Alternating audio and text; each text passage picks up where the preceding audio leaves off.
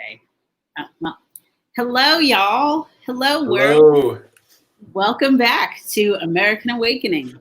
We have the almost the full team here. It seems like Mondays we never have the full team anymore. One day, Lord, make it happen again. But today, JK is off again doing some very important things, so we will miss him, and we will see you on Wednesday, JK. But when JK is away, the team always plays. So here we are. I hope everybody out there had a great weekend. Calvin, I'm further away from you than I normally am. How are you? I hope you're doing okay. I'm doing all right. I miss you. It's not the same here without you. No. Oh, the love of brothers and sisters. I love it. Well, I won't get caught up in that. It's time for JBJ. Kick us off, JBJ. Yeah, happy. It's Monday. It's Monday. Yes. I was just practicing a hymn this morning, so this is before the throne of God. So.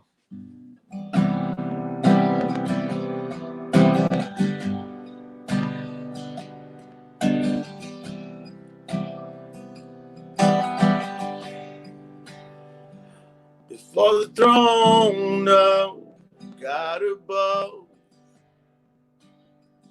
I have a strong and perfect plea, a great high priest whose name is love.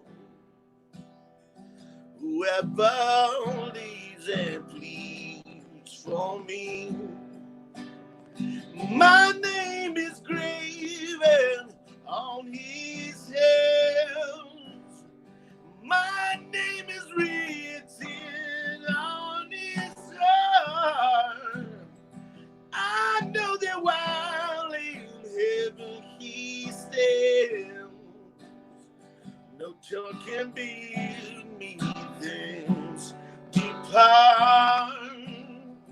No tongue can bid me thence depart.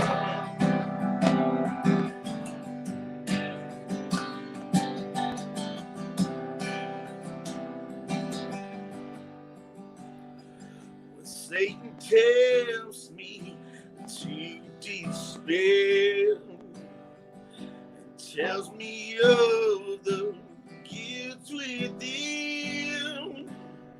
Upward I look and see him there, who made an end of all my sin. Because I see love Savior died, my sinful soul is counted free. For God the just is satisfied to look on him and pardon me. To look on him and pardon me.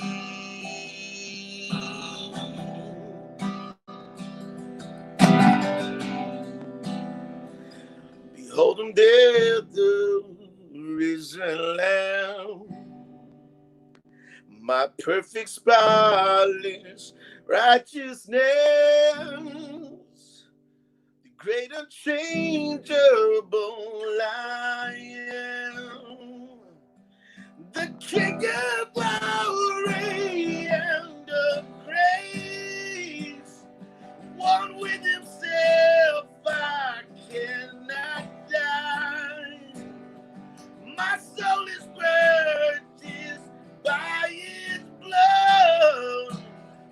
My life is hid with Christ on high. My perfect spotless righteousness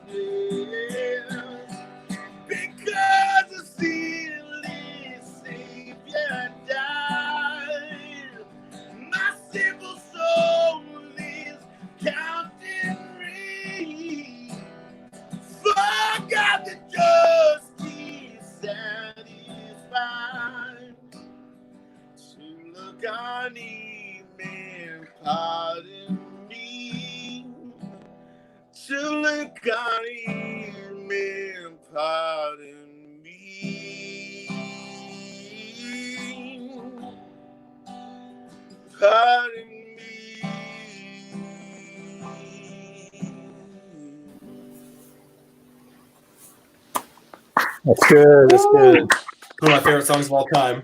I didn't even know Love that. it. Good one. So good. That's a good one today. What inspired that one today?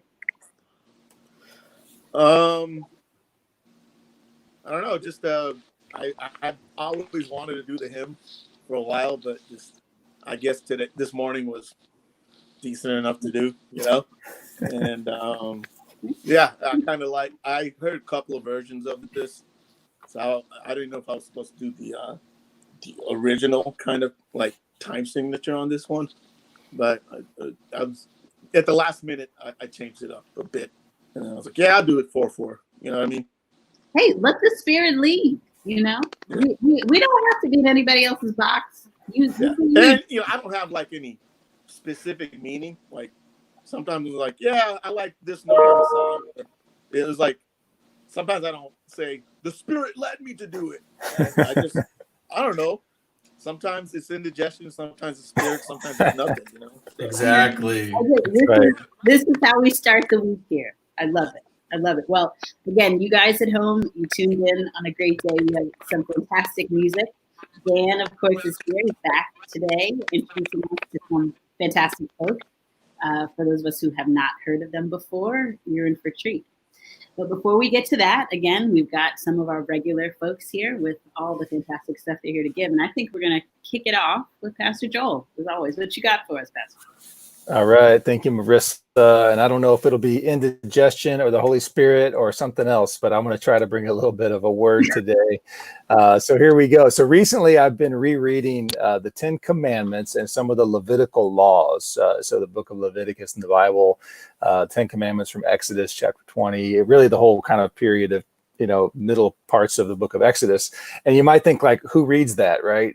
And part of it for me was just this desire to kind of see the whole picture of the Bible and the Word of God as I believe it to be, and grapple with a lot of the stuff and not just kind of focus on the stuff I like, because it's a lot easier for me to read certain passages than others. But sometimes we have to grapple with the whole thing. And I found myself as I was reading back through this, just kind of like frustrated and disliking the whole thing, which, if let's just be real for a minute, if you're a person of faith out there, or if you're not, and you've ever tried to face up and grapple with certain religious language, and especially the Bible, there are moments, I believe, pretty much for all of us where we go, no, I can't do this. This is not cool. How would a good God do this? Why would we be so harsh and prescriptive? And like, there's death if you do these things. And why so many rules? But at this moment, I was just kind of had this little bit of faith that welled up in me. And I said, God, would you just show me, is there something that I'm missing? Some arc behind it all? Reveal your heart to me. And let me see Jesus in this, because I'm a Jesus guy. I believe in who Jesus says he is and was. And so I wanted to know, where is Jesus in all this, and was spurred on by my pastor to do so as well. And so just kind of trying to give the Old Testament a chance in that way. And I again saw that God's standards are so high as he calls them in Old Testament, and the obedience that he calls us to, and the fact that we just simply can't seem to ever get there. And the payment that he demands is so high, punishment being death very often, and either immediate death or certainly this idea of ultimate death, death of our souls. And so I wanted to just be angry. I wanted to be frustrated with it. But then I was drawn back to this idea of sacrifices.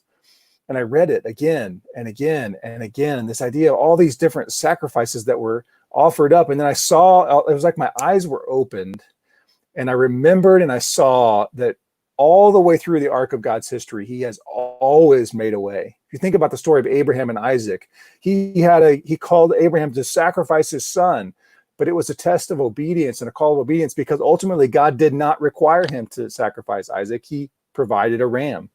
And then there's these sacrifices for the people of Israel, the sacrifices of the burnt offering, the sin offering, these atonement sacrifices that says, you've messed up, but I'm offering you a way back into right relationship with me. And then, of course, from that, I just got drawn back to Jesus in a fresh way, that God said, you know what? It may feel harsh for a minute, the way if you look at it through that lens, but don't forget that I've always made a way for you, and I still have. And ultimately, I think of that phrase that John the Baptist declares when he says, behold, the Lamb of God who takes away the sin of the world. And that is an ultimate restorative act by God, drawing us back to himself. And that to me was just a really encouragement, beautiful moment to remember that though God is completely holy and requires that, he has always made a way when we screw it up to be restored back to him through that Lamb of God. So I hope that's encouraging to you. That's your daily dose. Back to you, Marissa. Thank you. That is good. I mean, again, there's got to be, God, there's got to be something more than the sacrificing of our kids. Yeah. Something more. That's good. That's good.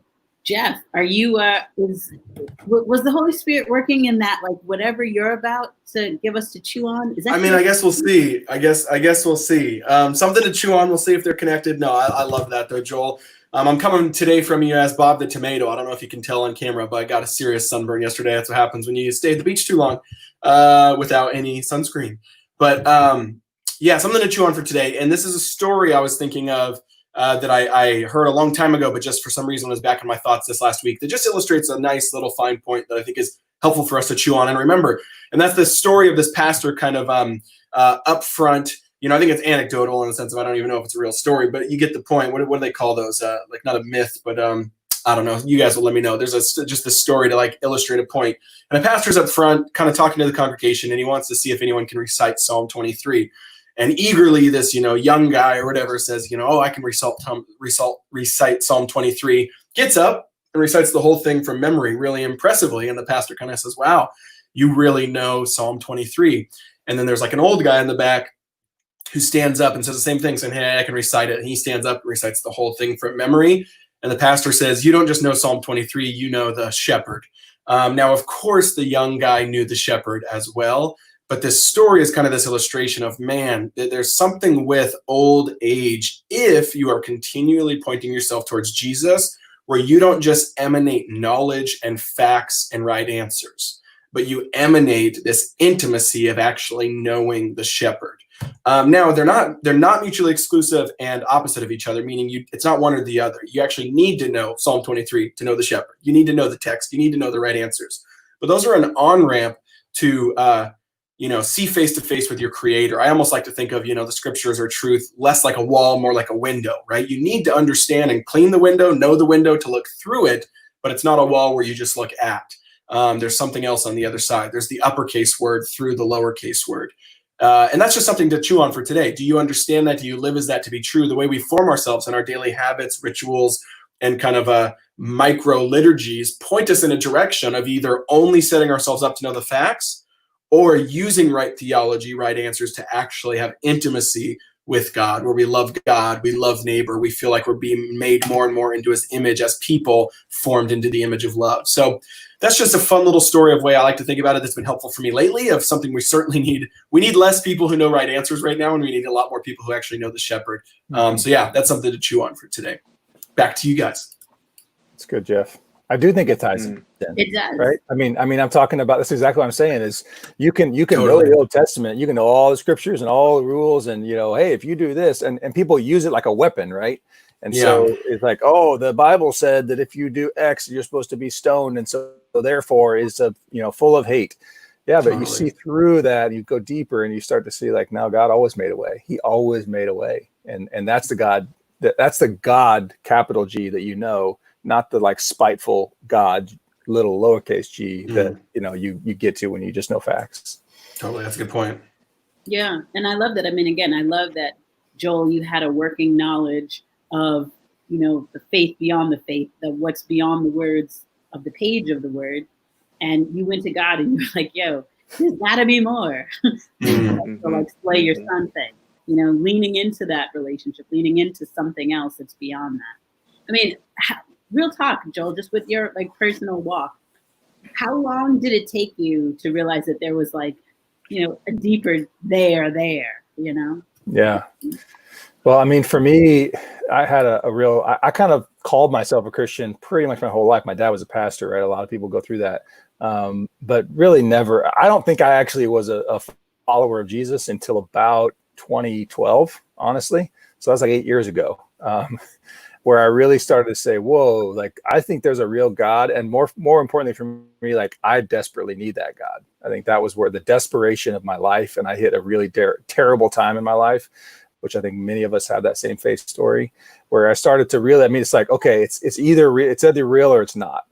And when you hit that spot where it's either real or it's not, that's where it starts to me really come alive, because you go to that next layer. That's not just the words, but like you said, Marissa, like you cry out, to a God who you believe is actually there. When that God responds, that's my real life experience. That God has responded. God has responded to my cries.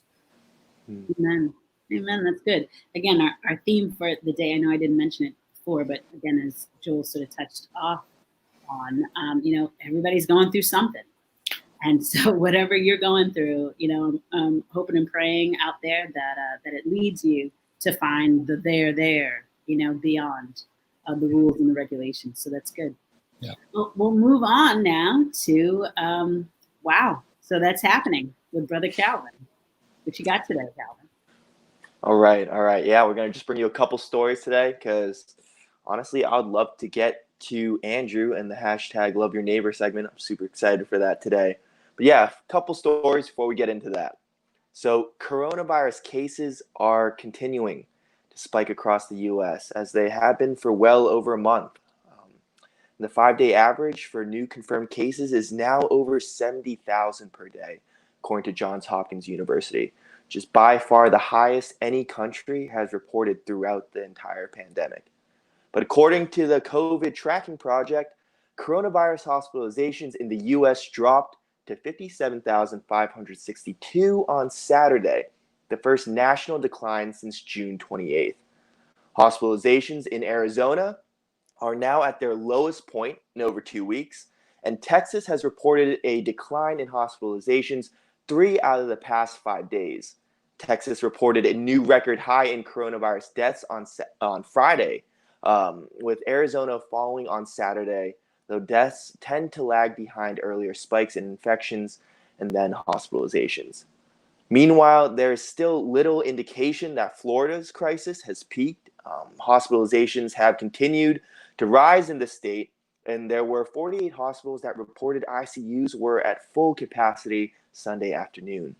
40 states are dealing with an increasing rate of new coronavirus cases, according to data from the New York Times. Those increases are usually followed by a rise in hospitalizations and eventually deaths, meaning it's possible the current decline might quickly reverse. Also, some cities hit hard by COVID-19 are warning more drastic measures could lie ahead as officials try to contain a virus spreading more rampantly than ever. LA's Mayor Eric Garcetti said Sunday he was on the brink of another stay-at-home order, saying things reopened too quickly. Last week, Houston's Mayor Sylvester Turner also discussed his proposal to the state's governor for a 2-week shutdown due to the rise in cases. He said the city needed to reset, especially as leaders begin conversations about reopening schools. Turner's proposal parallels what Atlanta Mayor Keisha Lance Bottoms announced last week, that the city's reopening be rolled back to phase 1, where residents were ordered home except for essential trips. So far, more than 3.7 million Americans have tested positive for the virus, and at least 140,534 people have died, according to data from Johns Hopkins University. So there you have it, a couple stories pretty much focused on coronavirus and where we are now. And now over to our next segment, hashtag Love Your Neighbor. I'm going to pass it over to Andrew Hanauer.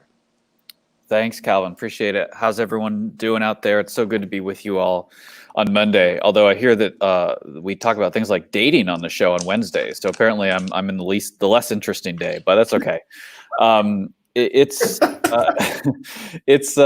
a good title. Everyone's going through something. I think that's pretty much, if we had to come up with one sentence to describe the last 4 or 5 months, I think that'd be it, right? And I think whether it's our emotional health, our mental health, our physical well-being, obviously, around the virus, or our economic well-being, the ability to put food on our tables for us and our families, everyone is going through something.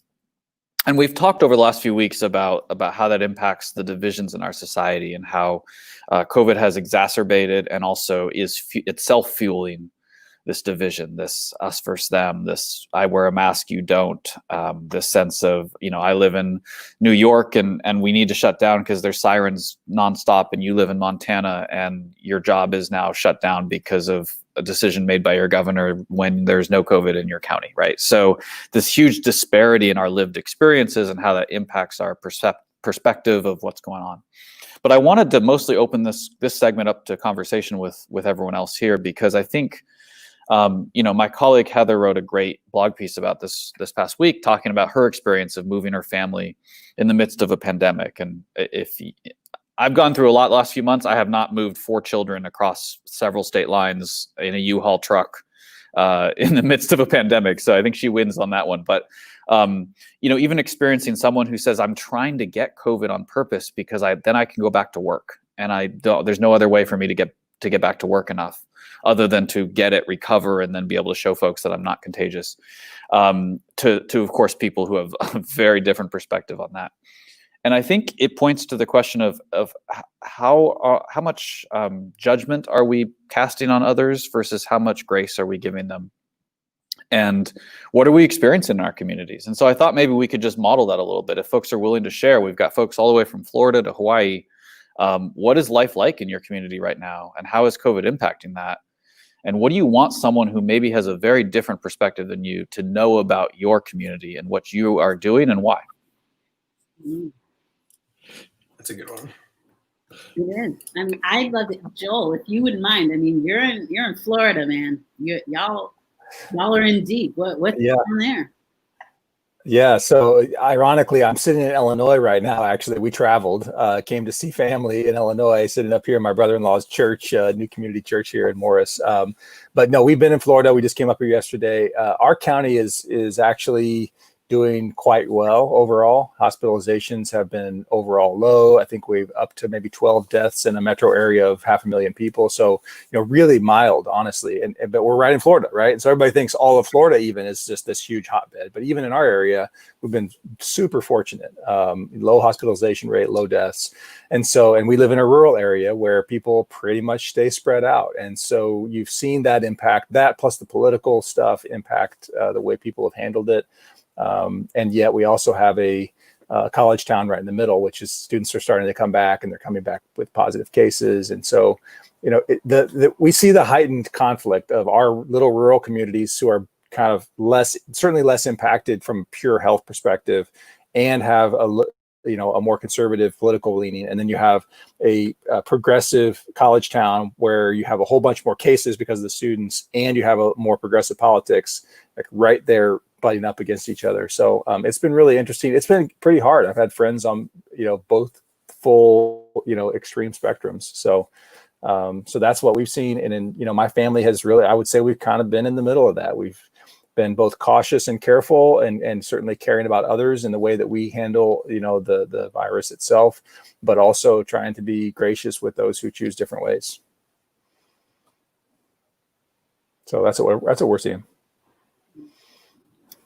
Yeah, I mean, with the home team for American Awakening in Boston, it's been interesting. I mean, Calvin can attest to this. We basically, other than the fact that we kind of work all the time, if I'm going to open up the curtains and let y'all, know what life's really like for us, we kind of work all the time, and we work together, and we essentially were kind of quarantining together. There were times when, I wouldn't go see my parents. My parents are in their 70s. I wouldn't go see them, or I wouldn't go see other family members, just because, during the early days of this, right, when we didn't quite know what was going on, and all I knew was that we were on a mission and we were kind of working all the time, that I didn't want to put anyone in sort of undue, harm. God's good. Now, honestly, I'm not sure if we all had it early and then we kind of got it over with. I don't know. There was a period of time, it was earlier in the year, Calvin, when we kind of, we were, what was it, February or something? You weren't feeling well. Marina wasn't feeling well. Yeah. Yeah, I mean, so that was early on. Right, sort of before it all blew up. And since then, though, God's been good. We've been, working steadily. American Awakening is this is our time. This is our moment. God's opening doors. So we've been doing all sorts of things. But I think we've also been really careful.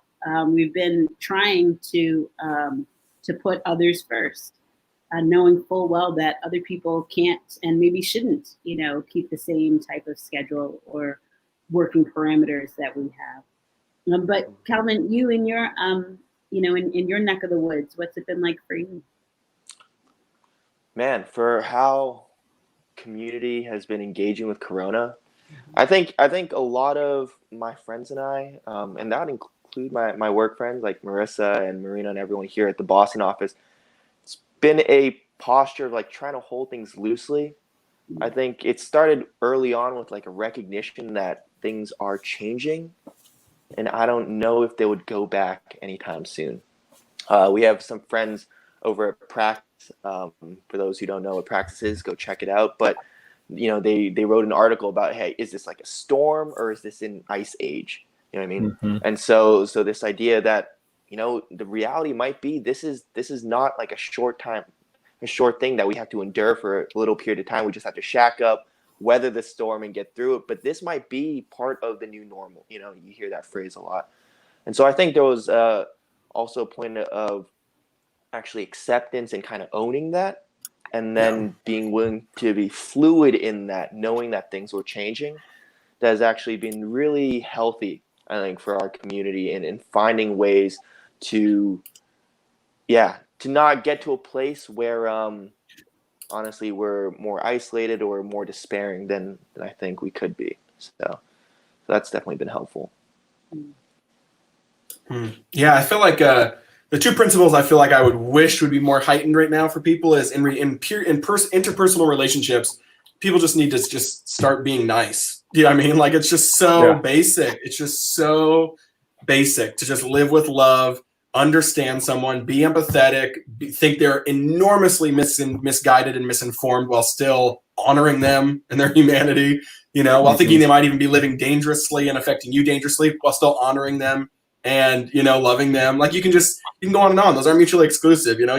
If someone had to like literally live a certain way to earn your love, that just takes terrible precedent and goes down a bad direction. Then in personal, like your own self, I think what Calvin just alluded to with kind of fear and all that is, I love the word Calvin used with fluidity. We need to live that, it's not a coincidence that the Spirit herself is even like labeled, in regards to fluid language of, water and wind and all these different types. Like, you have to be led by the Spirit means you need to be very sensitive and attentive to allowing the wind to blow where it might go, that you have no idea where it's going to go, and allow that to mitigate your fear and allow that to push back against some of those things that are very easy to take hold. So I feel like, we have to have a very particular ethic with how we treat other people right now, and a very particular kind of principle and ethic with how we see our own life and our own fear and our own choices right now.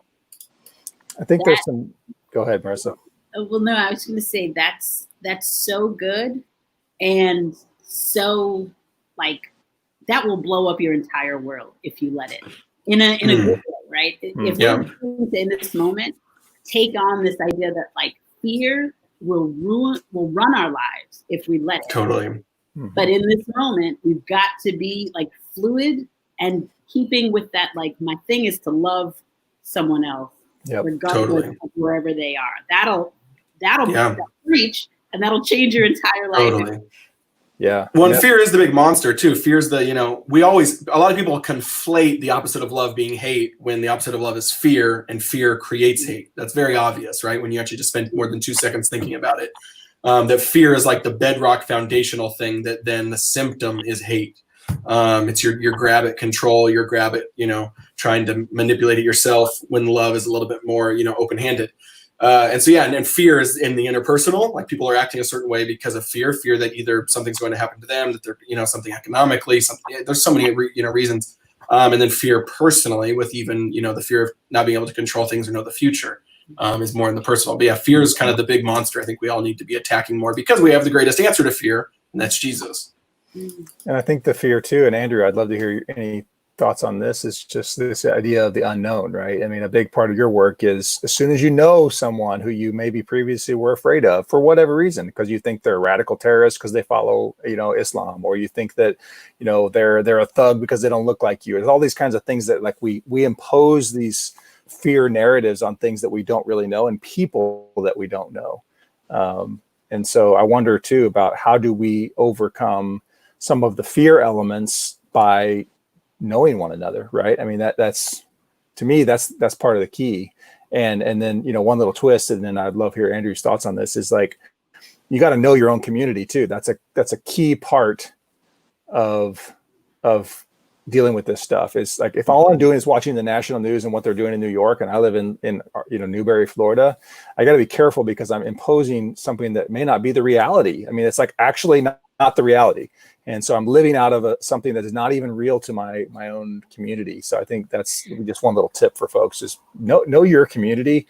Don't only consume national news or news that's far away from you, but understand what's going on in your community. But Andrew, do you have any thoughts on just the whole, knowing each other to overcome fear? Yeah, no, absolutely. I mean, all of this is right on. And I think I agree 100% about the local versus national. Things generally are better the farther local you get in terms of the divisions and the toxicity and all of that. And I think fear is a huge part of this, right? We have so much to focus on, to dwell on right now. We are on our phones looking at news. We don't know whether there's going to be school. We don't know whether the vaccine's coming. We don't know whether XYZ. And that's even putting aside those who feel like there might be something even bigger that's happening, that's more dangerous, and are concerned about things like that. And so I think we attack the symptoms, right? We go after the manifestations of this. I think the important thing is to do what Jeff said, is to love people, to really focus on how you can help people, because as you help them, you're helping their mental and emotional well-being, their physical, financial well-being. You're helping reduce everybody's collective fear, uncertainty, and pain. Our brains, when we don't know what's going to happen, they push us inward, right? We have to just focus on survival. For those of us who have any capacity to be external focused, now's the time. That's good. That's really good, because I think the truth is, again, right, this is back to our choice and how we're going to sort of approach this. We all need to be looking out externally and thinking about what's going on with other people around us. If we choose to not do that, if we choose to abstain from that opportunity that's given to us to sort of look out and see and speak into and declare into and change whatever we can change, you're right. We're only left with the one possibility, which is like to focus on yourself, focus on your fears, focus on the voices that are talking, focus on no. In this moment, people have been saying it since the start of this thing, that we're in this thing together. We've got to care about one another. We've got to serve one another. Just because, states have started to open up, nothing's changed. More people are out of work than were out of work 2 months ago. More people are struggling. More people need even just encouragement, and people who are finding ways to keep their sanity in this. Don't minimize that out there, folks. If you can get up and go through your day and you're not racked with anxiety, you're not racked with fear, you're not racked with anger, that's a gift. Send that to other people, because I promise you, the world needs it. That's good, Marissa. And you know what? I can also see how this may even ties into what Joel and Jeff were talking about, as far as the scripture pointing to like the character of God.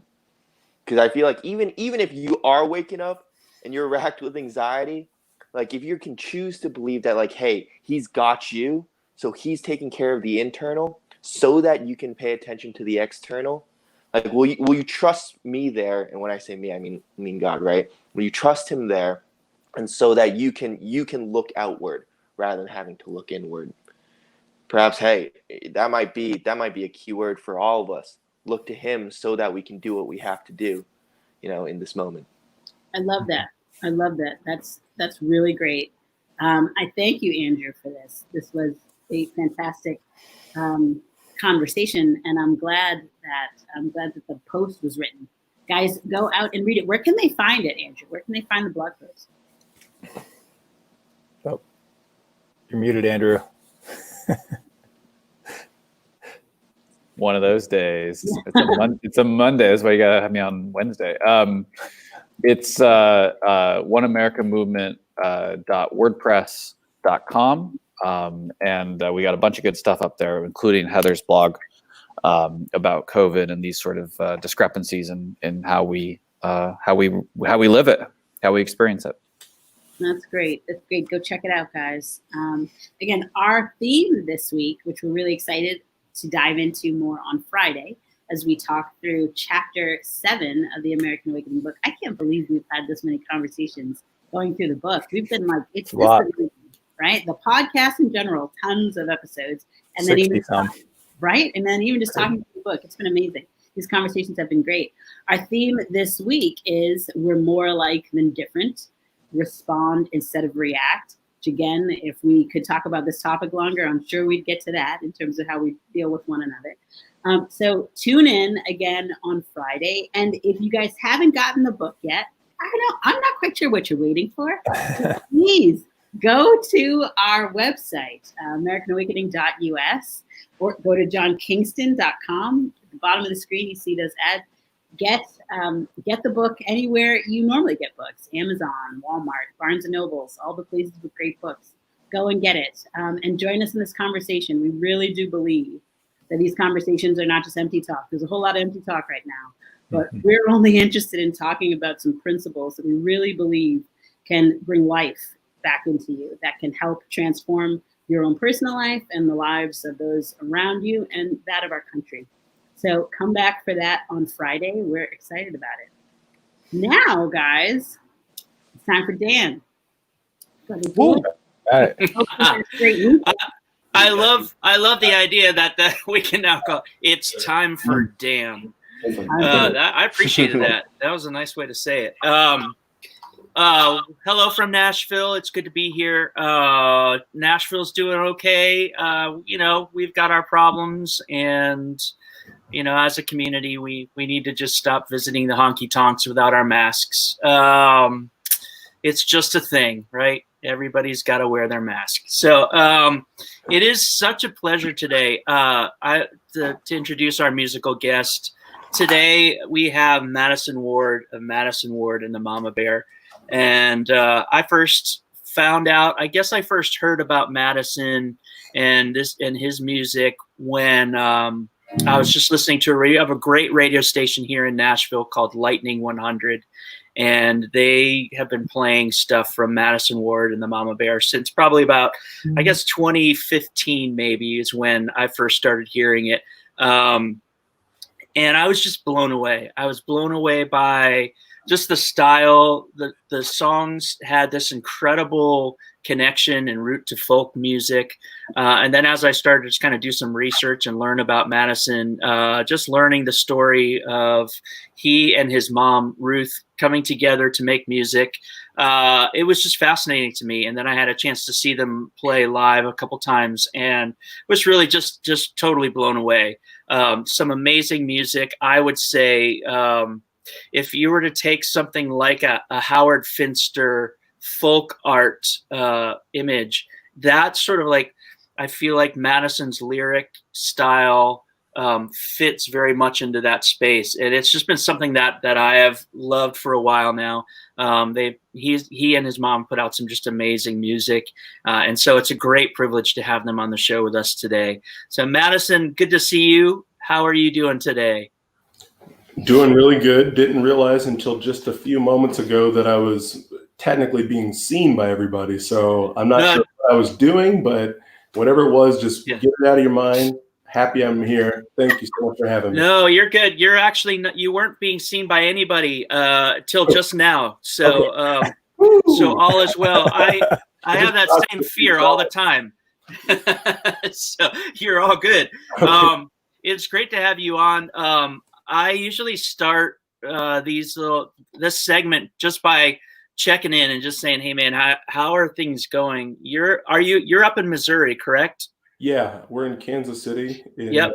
Everything's on, pretty tight lockdown. Everything's pretty much restricted, but Doing good though. It's a good time for I think for creativity for songwriters and stuff. But I mean that's one sort of right side of looking at things. But yeah, just trucking along.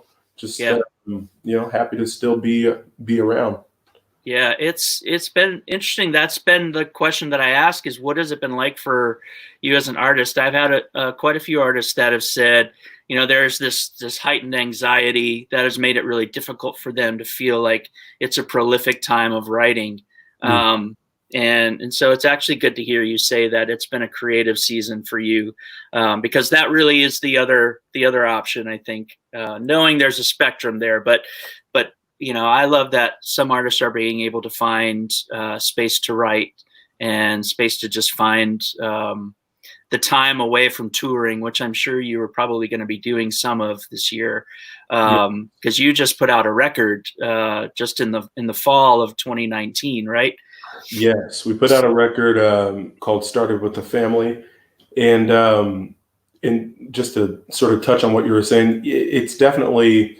I can see like the stress kind of starting to, to weigh on people being prolific or whatever. But it's definitely not a great time financially for artists, and it's not a great time business wise for musicians or entertainers. But hopefully most people can see, go back to that place before they were ever discovered or before they ever really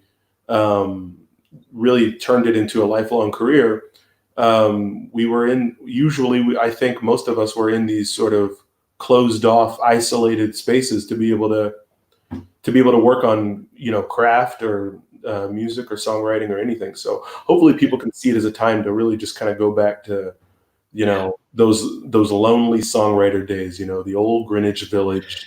Yes. Stuck alone, nothing to do but make music.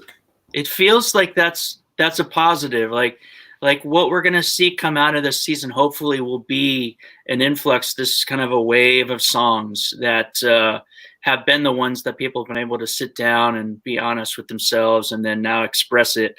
So I'm actually pretty positive about where music, at least this new season of songs we're going to get to hear what it's going to be like. So yeah, I agree on that front. So you've obviously, I mean, I have so many places I want to kind of go with you, but I'd love to hear you guys or hear you play a song for us if you're up for it. Yeah, most definitely.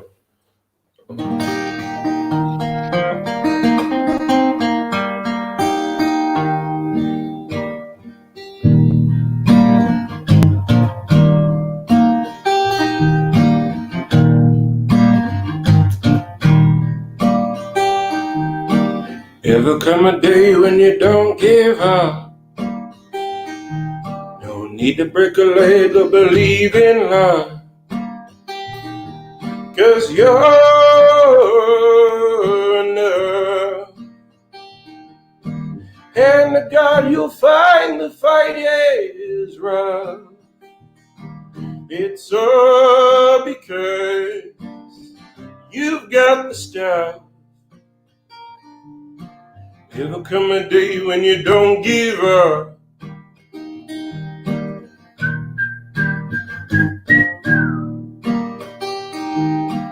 Ever come a time when you do what's right? Run around the home of the sleeping giant and fear subsides. Hear the call of helpless soulful cry. You strike the ice till the evil dies. Ever come a time when you do what's right?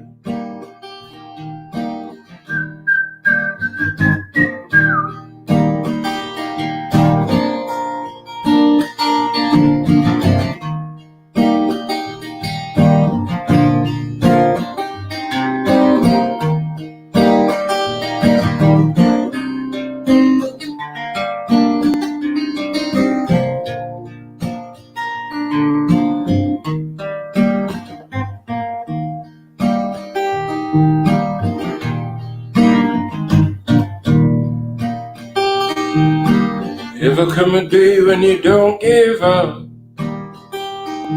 No need to break a leg or believe in luck, 'cause you're enough. And to God you'll find the fight is rough. It's all because you've got the stuff. Ever come a day when you don't give up? Ever come a day when you don't give up?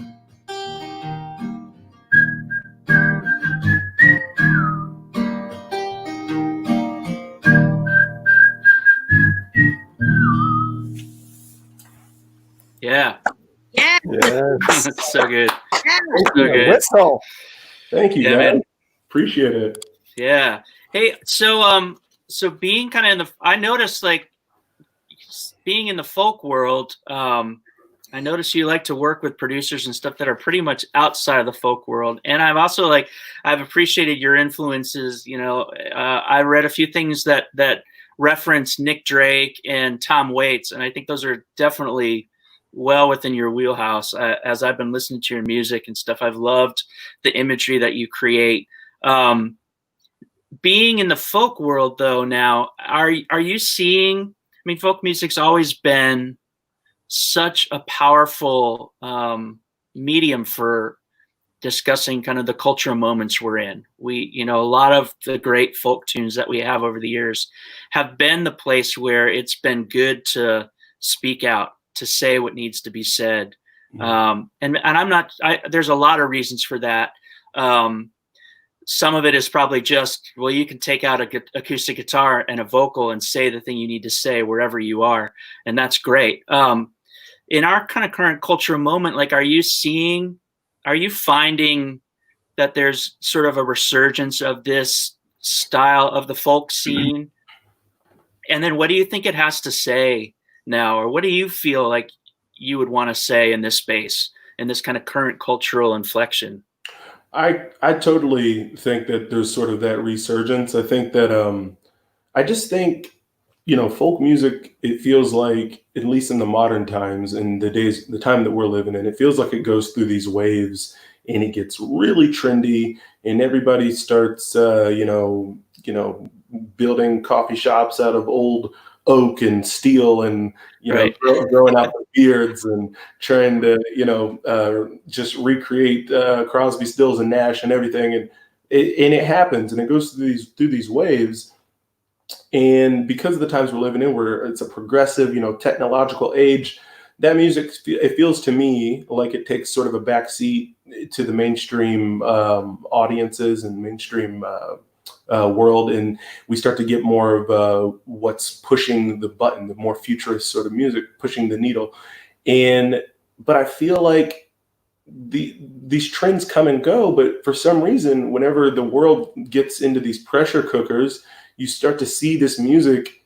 It's so human to who we all are, and it seems to always be what people want to hear during these sort of times. They want something to connect with. I saw whenever the pandemic really started taking off, like Paul Simon and Dan Fogarty, like they were putting up lots of videos and people were responding to that. And even though these guys are the masters and the greats, right, I feel like they were responding to it in a way that you would either have to wait for that folk boom to come back otherwise, or you would have to have sort of one of these serious pressure cooker moments in our society. So it's human music. Folk music is human music. Country music, blues. It's down to the. You don't want to hear. A lot of people don't want to hear auto-tune while they're grieving. World. And for me, as far as what I want to say, I'm all about the emotion of a song. So if something is if I'm usually less direct with what I talk about, but if I'm talking about real things, I'm talking about real things. But for the most part, it's the melody. The world can inspire the melody or the feeling of it, but not always the content in the work. Yeah, the message there. Yeah, I get that. I think that's a good spot. I keep finding, and I've been on sort of on this quest to understand, personally, like where does protest music and music that I would call prophetic, in that the way that I use it is that it looks at the world and describes it in a way that allows all of us to see it and go, okay, I have a context. I can make a change based off of where I find myself in that story again. And that I with comics as well, with comedians. They sort of reshape the way that we see a lot of things and give perspective, Yeah, definitely. But there are few genres that do it well. Like, to me, I found the hip hop genre is one where I feel like the prophetic voice actually still has this thread in it. They've been able to say what needs to be said. Folk music is the other one. Blues music, certainly. Like, you're right. In those genres, they do it so much better than a lot of other genres of music. So, and I hope I'm not offending anyone in saying that those other genres are less human or anything like that. I guess just when I say human, I often like to think of the root of what melody is, and what we heard. Like when you're a baby, you have a lullaby being sung to you. Like from the moment we're born, like we're learning what a guitar is. We're learning what a piano is. And so not to say that those other things are, and I mean, maybe you're a baby who, you had Kanye being blasted to you whenever you were first born. I don't know. It's a different experience for everyone. Don't listen to me. No, I think you're on. I totally get the idea of, music that is human, and music that is a little bit maybe further detached from the human, that sort of guttural space. So, right. So I totally agree with that. So I'd love to hear, if you've got one more song in you, I'd love to hear it. I feel like I could talk to you all day, honestly, because I'm so fascinated by the music you make, and the way that it sits in the musical conversation, really, of all genres. I feel like you've done such an amazing job of creating something unique, something incredibly believable and honest. And so I've just loved it as a fan and as an appreciator of great music. So, Thank you so much. Like I can do that. I appreciate that so much, and that's real nice to hear. And I'll definitely play you another song. That last one I made, I've made since this pandemic. So like that's just going back to kind of what we were saying. Hopefully people are creating as much as possible. Here's another one I've written during this whole pandemic. So you guys are the first to hear these tunes. All right.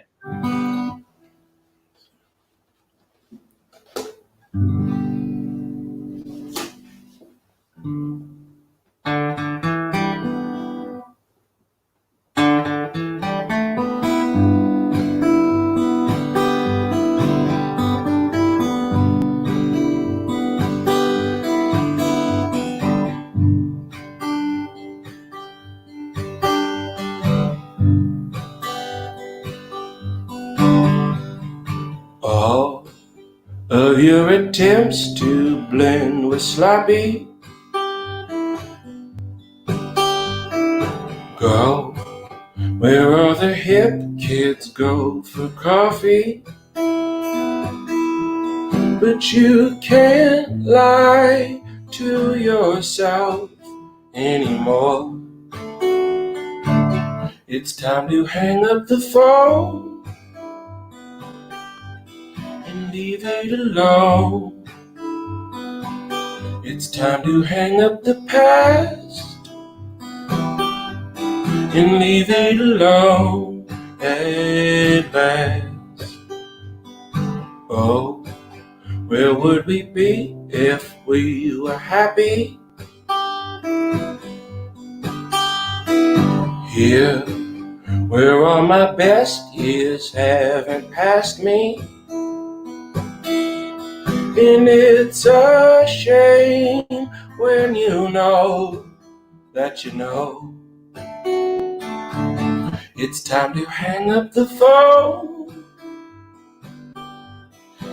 leave it alone. It's time to hang up the past and leave it alone at last. Oh, oh, oh, oh, oh, oh, oh, oh.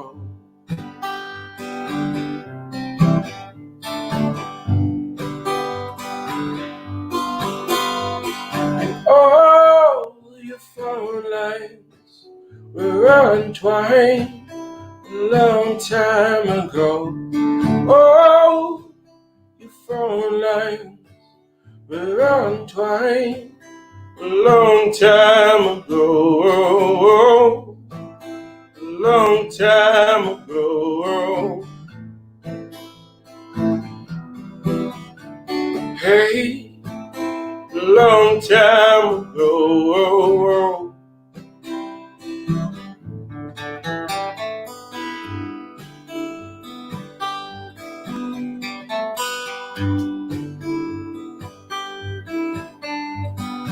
Think of everything you have accomplished.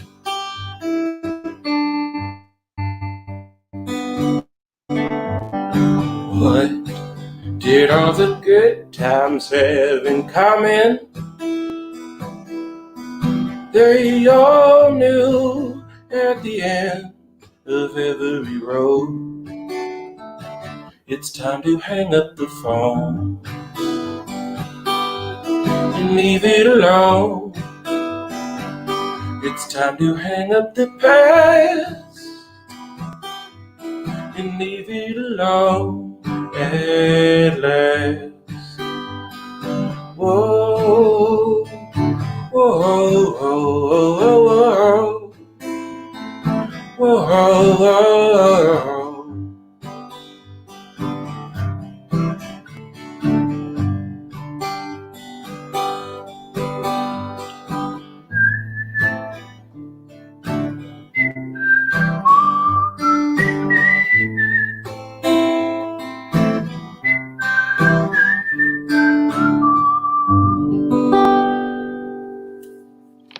Yeah, so good.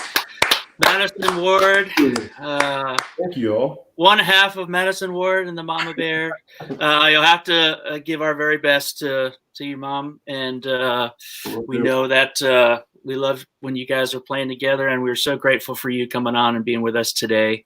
Thank you so much. Thanks for having me, and I'm glad I could share one half of us. So yes. Well, we'll see you soon. Hopefully we'll get to see you out on the road and things will settle in at some point in the near future. Most definitely. Yeah. Thanks, you. Madison. All right. We're going to kick it back to you, Marissa. Thank you. Thank you so much. Thank you, Madison, for joining us today. You know, I have to ask you really quickly. Yeah. Because again, I'm being introduced to you for the first time. So this was fantastic. Thank you. And as I wrote in the comments to everyone, I love a whistle. Do you whistle in every song? Is there a whistle resurgence going on? I don't whistle in every song. Maybe I should, but those two happen to have it in there. And sometimes I like to do it because, I'm not the best guitarist, so I like to just dispose whatever I can, just a whistle, a hum, whatever, and that's what my mom and I always did starting off. Well, it's working for you. It's working for you. I appreciate it. Thank you so much, Marissa. Well, yeah, thank you, Madison. Thank you, Dan. Thank you to all of you out there who have stayed tuned in with us today. We love coming to you all week. Thank you to my brothers again for showing up another day. Like the old saints used to say, we're going to run on and see what the end's going to be. That's what we're going to do with all this, with Corona, with everything else. All of you out there, remember, God loves you. God's for you. There's more for you. Fear not. Together, we're going to get through all this. And go and enjoy your day. Go and enjoy your day. Remember, like Pastor Joel said, God's got you. He's already put a ram in the bush. There's some big stuff awaiting you. Go enjoy your day. I recommend a brownie. I'm not going to get into this. I recommend a brownie. If you can have that, go get one. Enjoy your day. See you guys in a couple of days. Bye-bye. Bye, everybody. Yeah. Thanks for having me, y'all.